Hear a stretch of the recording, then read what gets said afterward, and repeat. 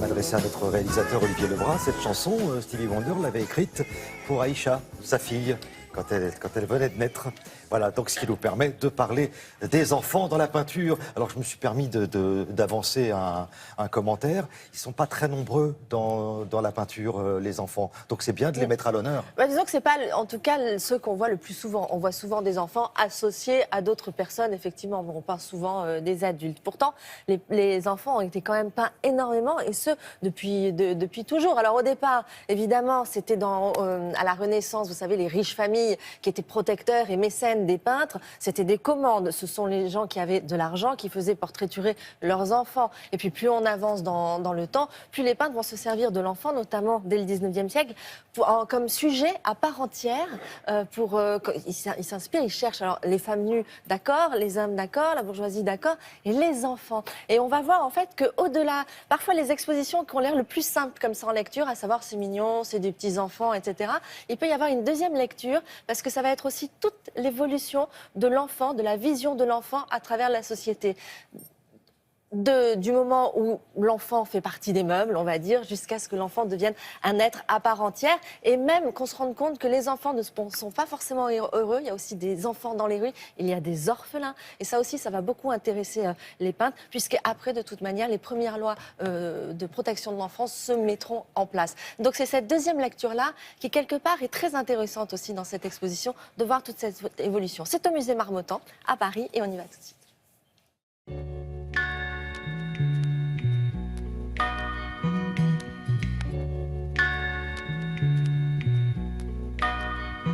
L'exposition commence au XVIIe siècle avec notamment un portrait du petit Louis XIV à l'âge de 2 ans.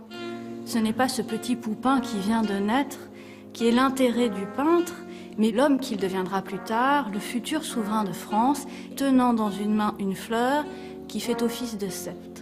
Dans toute cette section, on découvre qu'en fait, l'enfant n'est pas véritablement le sujet d'une peinture, mais il est une promesse d'avenir, un objet, dans un propos qui est bien plus large que celui-là. Le XVIIIe siècle, c'est le moment où tout bascule, c'est l'époque des Lumières. C'est aussi un moment très important pour l'évolution de la médecine. On décide de lutter contre la mortalité infantile. Les peintres vont rendre compte de cette extraordinaire évolution à travers 2 principes majeurs. D'une part, ce sont des portraits de mères, de pères, d'aristocrates, mais aussi pour la première fois de bourgeois qui laissent avoir cette affection des parents qui enlacent leurs enfants.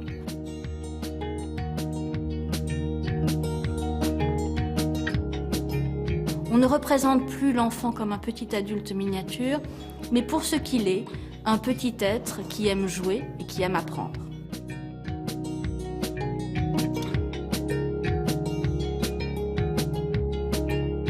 Au XVIIIe siècle, l'enfant devient pour la première fois un sujet autonome de peinture. Au XIXe, il est le sujet par excellence et les peintres vont représenter toutes les enfances possibles. Les impressionnistes vont représenter les enfants choyés. Monet représentera ses enfants, Berthe Morisot représentera sa petite fille Julie en train de jouer dans le cadre enchanteur d'Anjardin. D'autres peintres représenteront, eux, les enfants des rues qui n'ont d'autre moyen de subsister que de se vendre eux-mêmes ou de faire des petits métiers.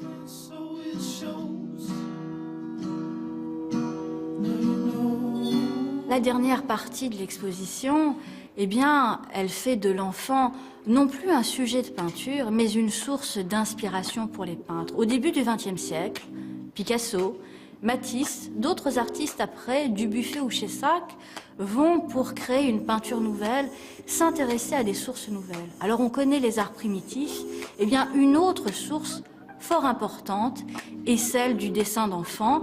Ils en rendront tous compte et nous présentons un grand tableau de Picasso, Le peintre et l'enfant, qui termine cette exposition où l'artiste se représente à côté d'un enfant triomphant. C'est l'enfant qui porte le pinceau. Pour résumer, hein, l'enfant témoin de l'évolution de la société, quoi. De la société, l'enfant vraiment intégré à la société. C'est une exposition donc à voir au musée Marmottan à Paris jusqu'au 3 juillet. Merci beaucoup, Béatrice.